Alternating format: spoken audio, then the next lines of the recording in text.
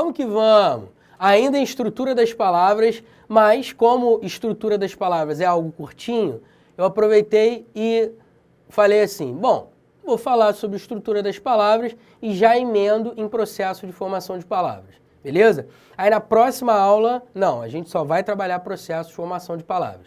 Show de bola? Tranquilo? Então vem comigo, foco total, vai! Estrutura das palavras. Desinência é um outro morfema que se coloca junto ao radical, mas dessa vez não serve para ampliar, para formar uma nova palavra. Serve apenas para marcar a flexão das palavras, ou seja, indicar o gênero e o número das palavras, ou no caso dos verbos, indicar o modo e o tempo dos verbos, o número e a pessoa dos verbos, beleza? Em outras palavras, as desinências não servem para formar novas palavras na língua portuguesa. As desinências são morfemas que se ligam ao radical apenas para indicar determinados aspectos, não para formar novas palavras. Por exemplo, no caso dos nomes, eu tenho, vamos lá, lobo. Eu sei que é uma palavra masculina por causa da desinência nominal ó. E loba, eu sei que é uma palavra feminina por causa da desinência nominal de gênero a. Então, no caso do gênero, eu tenho o para masculino e a para feminino. Tais morfemas servem apenas para indicar o gênero das palavras e, consequentemente, o sexo. Beleza? Nesse caso aqui que a gente apresentou de lobo e loba. Observe que o radical é o mesmo, não foi formada uma nova palavra, é apenas uma flexão da palavra. Ou seja, é apenas para indicar um determinado aspecto acerca daquele ser. No caso de lobo, a gente sabe que é um ser do sexo masculino, por causa da desinência O. E loba, a gente sabe que é um ser do sexo feminino, por causa da desinência A. Beleza? Tranquilo? Show de bola. Agora, deixa eu te falar um negócio rapidinho. Se liga só, olha para mim. Alguns gramáticos vão dizer que esse O de lobo não é uma desinência de gênero masculina. Por quê, Pestana? Eles dizem que esse O é uma vogal temática. Por quê, Pestana? Eles dizem que esse O é uma vogal temática pelo seguinte, o raciocínio até faz sentido. Bechara, Sacone e alguns gramáticos de renome na língua portuguesa dizem que o O é uma vogal temática porque não é ele que de fato indica o gênero da palavra. Aí eles dizem o seguinte, por exemplo, a palavra cantor. Eu sei que é um ser do sexo masculino e eu sei que a palavra pertence ao gênero masculino por causa da ausência da desinência a, que indica o gênero feminino. Então eles explicam que por causa da ausência da desinência a, que indica o gênero feminino, é que podemos dizer que uma palavra é masculina. Cara, isso faz sentido de fato. Quer ver, ó, vamos pensar em outra palavra. Juiz. Juiz não termina na desinência a. E por isso eu sei que é uma palavra do gênero masculino. E como é que eu sei?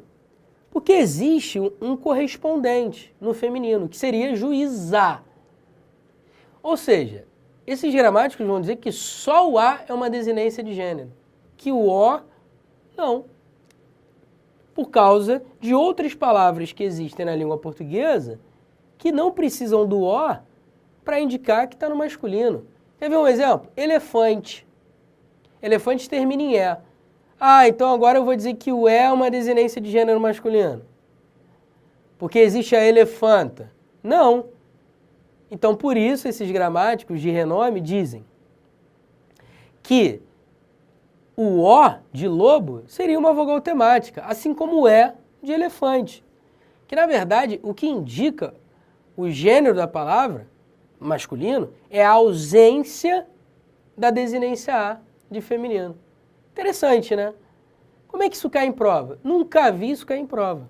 Eu estou falando para você porque eu acho que algumas informações são sempre relevantes e a gente nunca sabe o que pode acontecer em prova de concurso. Beleza? Agora vamos voltar para o foco, que é o que interessa. Olha na telinha, vamos lá. Eu vou ficar com o O masculino porque é a visão tradicional, tá? E o A feminino, ninguém discorda disso.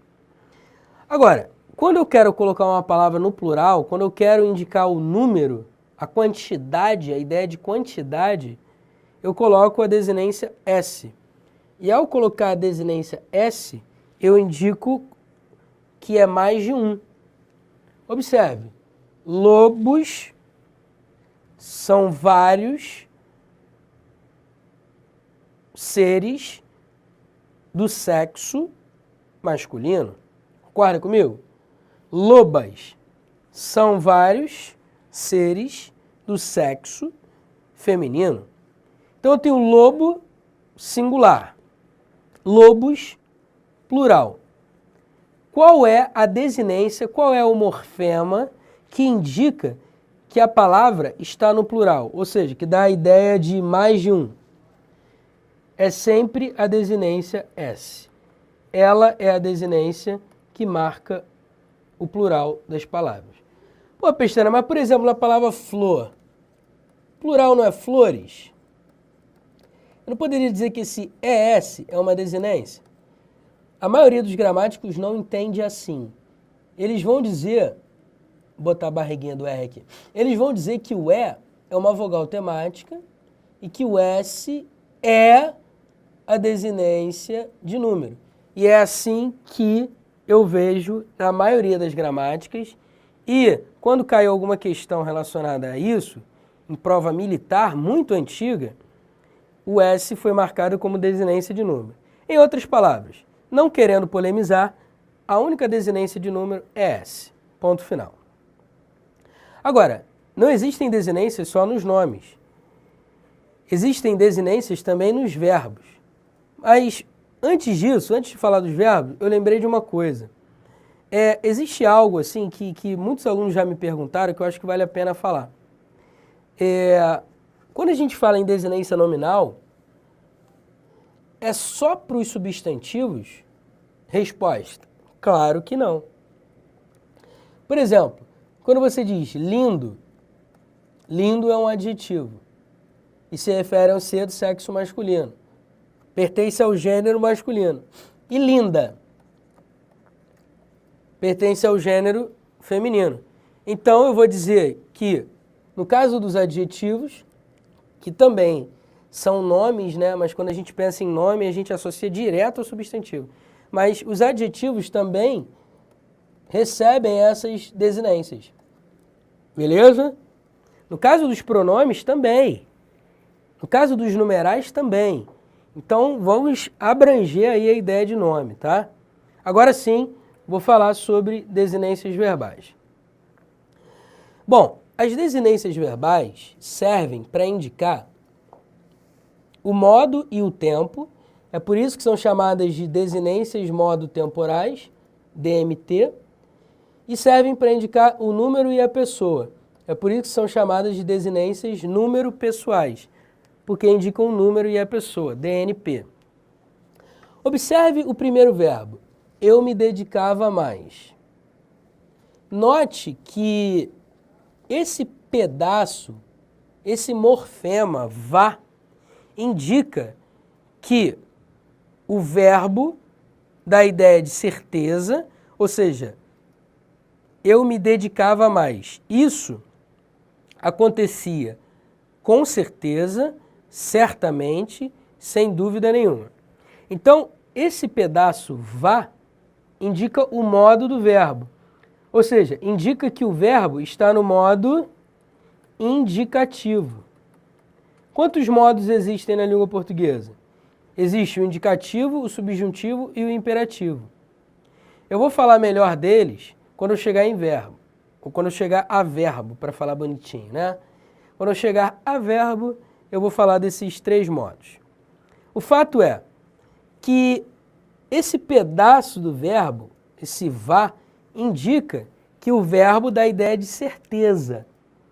E aí você diz que o verbo está no modo indicativo. E quando eu digo eu me dedicava mais, esse vá também dá a ideia de tempo passado. Concorda comigo? Quando eu digo eu me dedicava mais, a ideia é de passado. Portanto, esse único pedacinho aqui, esse vá, dá a ideia de que o verbo indica certeza, por isso o modo indicativo, e que dá uma ideia, e dá também uma ideia de passado. Por isso eu digo que o tempo está no pretérito. Beleza? Pretérito e passado é a mesma coisa. Eu vou ampliar essa questão do modo e do tempo quando eu chegar a verbo, ok? Por enquanto, vou ficar só por aqui, até porque o cara não pergunta nada em prova de concurso relacionado a desinências verbais. Tudo bem? É bom a gente saber? Como base, é bom a gente saber. Mas não fica naquela neura de, vou ter que decorar todas as desinências. Não, isso é loucura, não vale a pena e não cai em prova de concurso. Tá certo? Só faça isso se você tiver bastante tempo.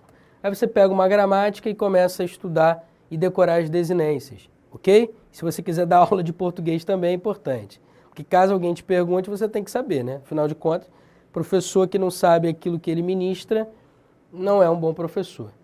Tá certo? Vamos que vamos. Nós nos dedicávamos. Esse pedaço, esse mois aqui, dá a ideia de que é mais de uma pessoa. Então dá a ideia de número. Ou seja, dá uma ideia de plural. E mais do que isso, quando eu digo nós nos dedicávamos, eu sei que esse verbo indica que sou eu mais uma pessoa que se dedicava. É por isso que você diz que esse verbo está na primeira pessoa, que é marcada pelo pronome nós. Beleza? Tranquilo? Então você vai dizer que esse verbo está na primeira pessoa do plural. Por quê? Primeira pessoa. Porque ele dá a ideia de que sou eu e mais uma pessoa. E por que no plural? Porque se sou eu mais uma pessoa, a ideia, consequentemente, é de plural. É mais de uma pessoa. Ok? Olha para mim rapidinho. Por favor, não entre naquela neurose, naquela vibe de preciso decorar as desinências. Para com isso. Não precisa. Você precisa ter uma base, uma coisa bem superficial sobre o que são desinências verbais. Porque em prova de concurso, o cara não pergunta para você, a desinência is, no fim do verbo vendeis, é uma desinência? Letra A, nominal? Verbal? De número e pessoa?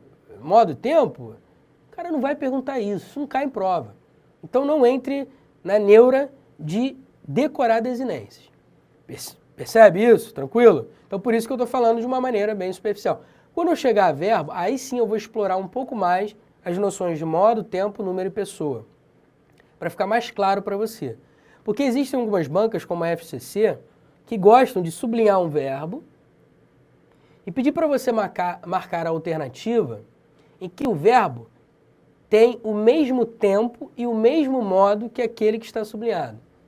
Aí significa que ou você precisa decorar todas as desinências para acertar aquela questão, ou você precisa conjugar bastantes verbos para absorver a forma dos tempos e modos verbais. Isso é o que eu mais recomendo, até para treinar a conjugação, porque quando cai questão de conjugação, o cara pergunta algumas coisas relacionadas a alguns verbos que você precisa saber, como ele é conjugado. Ou você simplesmente vai pela noção de tempo, de modo, de número de pessoa para acertar uma questão como essa. Eu não recomendo a decoreba das desinências modo temporais e número pessoais. Isso é contigo, é pessoal. Existem outras maneiras de resolver uma questão como essa sem a decoreba das desinências. Ajuda? Ajuda. Mas não entre nessa vibe de decorar desinências, porque isso não cai em prova stricto sensu. Safo? Continuando, vamos lá. Vogal temática. A vogal temática liga o radical à desinência. Podemos dizer que a vogal temática é nada mais, nada menos do que uma vogal que vem imediatamente após o radical, para que você consiga pronunciar a palavra de uma maneira agradável, tá certo? Por exemplo, na palavra sala, eu tenho o radical sal mais a vogal temática a.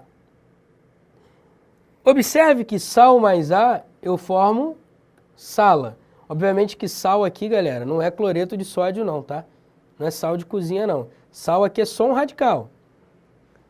Tem a ver com outra coisa, que não tem nada a ver com cloreto de sódio, pelo amor de Deus. Sala é um ambiente em que tem sofá, televisão, sei lá o que, enfim. Sal mais a, sala. Observe que com a vogal temática você consegue pronunciar a palavra de uma maneira mais agradável. Sala. O a te permite também ligar o radical, a vogal temática te permite ligar o radical a uma desinência, ou até mesmo a um afixo, coisa que eu não coloquei aqui. Então você pode formar palavras colocando a vogal temática que liga o radical a uma desinência, um radical a um afixo, beleza? Então não é só liga o radical à desinência, eu esqueci de colocar aqui, ó. Liga o radical também a um afixo. Por exemplo, eu tenho a palavra sala, né? E aí eu quero formar uma palavra a partir de sala.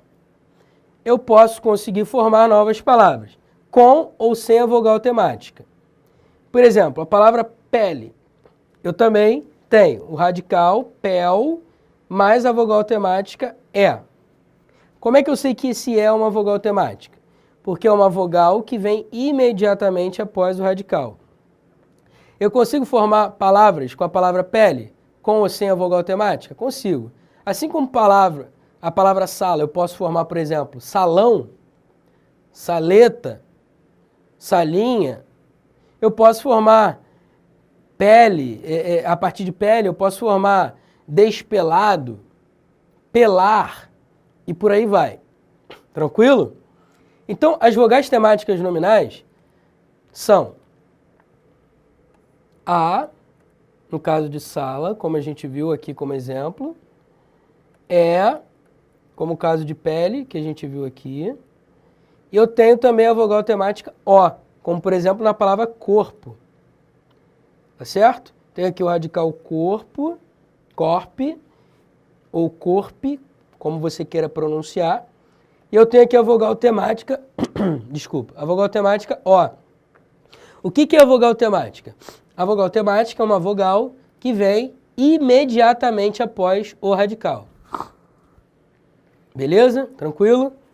Então, as vogais temáticas nominais são a, e o. Quando elas vêm imediatamente após o radical, eu vou dizer que são vogais temáticas. Eu posso formar outras palavras a partir de corpo, Pestana? Com certeza. Você pode dizer corpóreo, você pode dizer corpinho, corpanzil, corpulento. Com ou sem a vogal temática, você pode formar novas palavras. Beleza? Tranquilo? Show de bola. Vamos lá. Nas palavras mar, raiz, cipó e tupi, eu não tenho vogal temática, percebeu? Por que eu não tenho vogal temática? Porque tais palavras ou terminam em consoante ou terminam em vogal tônica. Ué, Pestana, mas eu não poderia considerar esse O de cipó como uma vogal temática? Não poderia. Por quê? Não poderia porque a palavra cipó, toda ela é um radical só.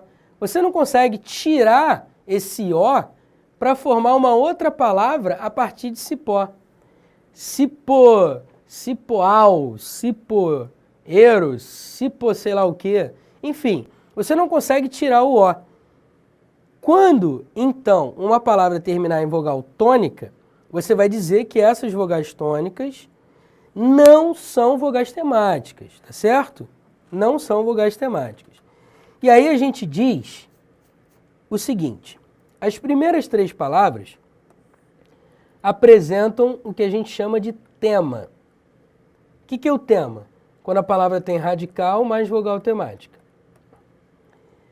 Sobre essas 4 últimas palavras aqui, a gente diz que são palavras atemáticas.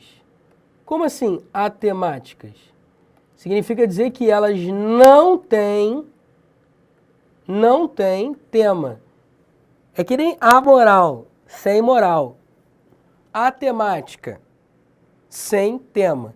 Ou seja, só é radical, não tem vogal temática. Tudo bem? Vamos lá. Agora vamos para as vogais temáticas verbais. Existem 3 vogais temáticas verbais que ligam o radical, cante, a desinência, que no caso aqui é a desinência R. Esse R é uma desinência de infinitivo, tá? Verbo no infinitivo sempre termina em R. Esse A é uma vogal temática por quê, Pestana? Pelo motivo que eu já dei anteriormente. Ou seja, é uma vogal temática porque vem imediatamente após o radical. É a mesma coisa de mexer. Mesh é o radical, o E é uma vogal temática e o R é uma desinência de infinitivo. Qual é o papel da vogal temática? Ligar o radical à desinência. A mesma coisa em fugir. Radical é fuge, o I é uma vogal temática, o R é uma desinência de infinitivo. Qual é o papel do I? Ligar o radical à desinência. Portanto, as vogais temáticas verbais são A, E, I. Quando o verbo tem a vogal temática A, a gente diz que esse verbo é de primeira conjugação. Por que primeira conjugação? Porque a maioria dos verbos tem a vogal temática A. A gente diz que os verbos que têm a vogal temática E são de segunda conjugação porque não tem tantos verbos com a vogal temática A. Beleza? É como se tivesse intermediário. E nós dizemos que o verbo é de terceira conjugação quando tem a desinência, quando tem a vogal temática I. Ou seja, são poucos verbos que terminam em IR, ou seja, que tem a vogal temática I. O fato é, as vogais temáticas verbais são A e I e as vogais temáticas nominais são A, E e O. Por que eu coloquei o verbo por aqui? Eu coloquei o verbo por porque o verbo por vem do verbo latino poer. Ele é um verbo de segunda conjugação. Por quê, Pestana? Porque na origem dele a vogal temática existe. E a vogal temática é a vogal E. Tanto isso é verdade que quando a gente começa a conjugar o verbo por, a vogal temática E aparece. Quer ver? Ó? Eu ponho, tu pões. Ele põe. Percebe o E aparecendo? Olha a vogal temática aí. Então, cuidado com o verbo por. Você até poderia dizer, né? Ah, mas o O do verbo por não é vogal temática. Não, não é mesmo. O verbo por tem como vogal temática o E. Só que ele fica escondidinho nessa forma aqui de infinitivo. Só quando você começa a conjugar que a vogal temática aparece. Então, o verbo por é de segunda conjugação, igual a mexer, beber, enfim. Vamos lá. Para fechar a estrutura das palavras, infixo. O que é um infixo? O infixo é uma letra, pode ser uma vogal ou uma consoante, que favorece a eufonia. O que seria a eufonia? Eufonia seria o bom som da língua. Então, quando você quer produzir uma palavra com um bom som, você pode usar uma letra para favorecer o bom som. Por exemplo, sarcófago. Eu tenho o radical sarque, que significa carne em grego, e fago, que significa comer. Sarcófago significa comer carne, comedor de carne. Ué, mas o sarcófago não é aquele lance da pirâmide do Egito, coisa e tal?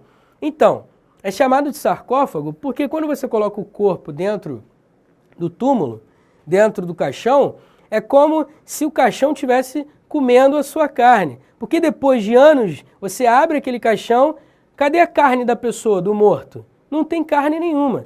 Então, sarcófago é sinônimo de carnívoro. Você sabia disso? Se você não sabia, está sabendo agora. Só que sarcófago vem do grego e carnívoro vem do latim. Detalhe, que esse O aqui é uma vogal de ligação, é um infixo, que liga o radical sarc ao radical fago. Esse I aqui também é uma vogal de ligação, que liga o radical latino carne ao radical latino voro.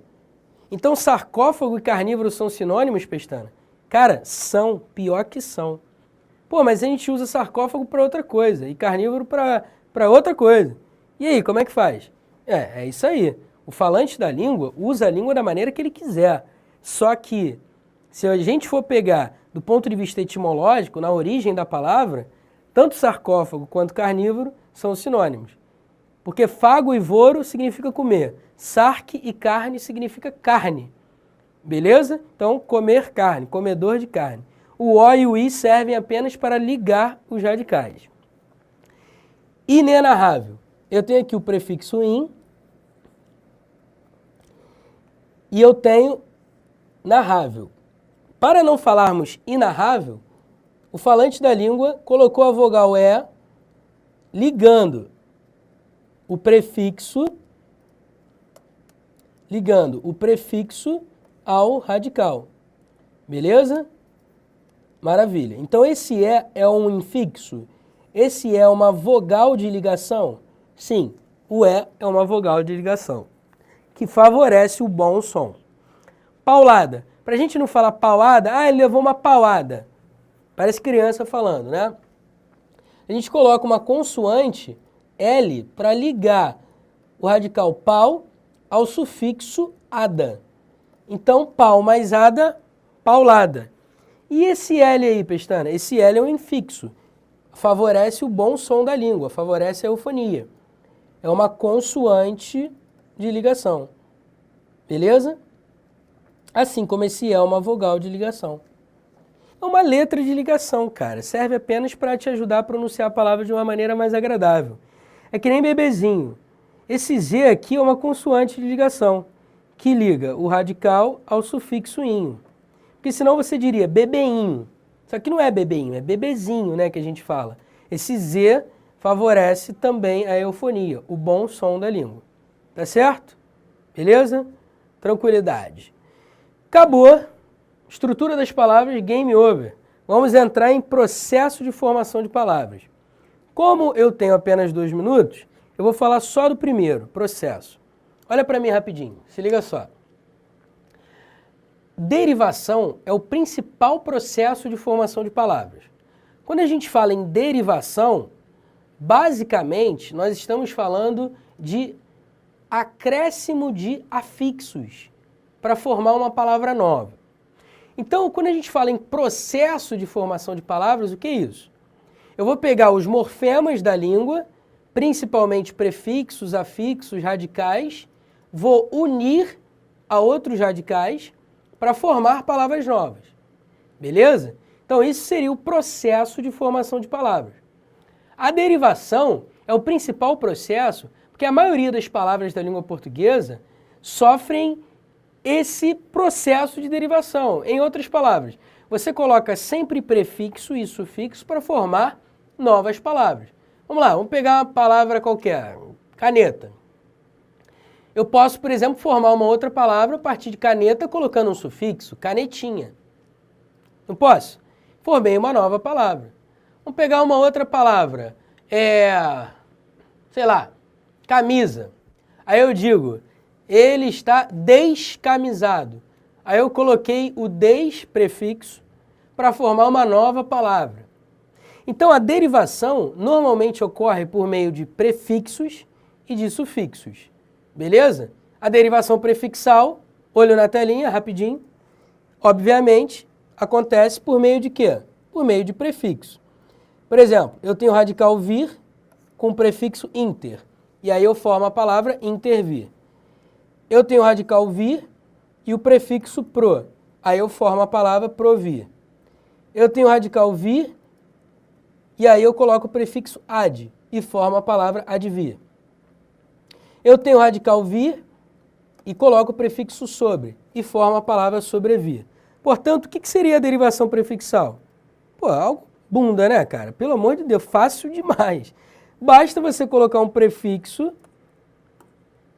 ao radical, antes do radical, obviamente, e você vai dizer que tais palavras sofreram derivação prefixal, porque elas receberam um prefixo.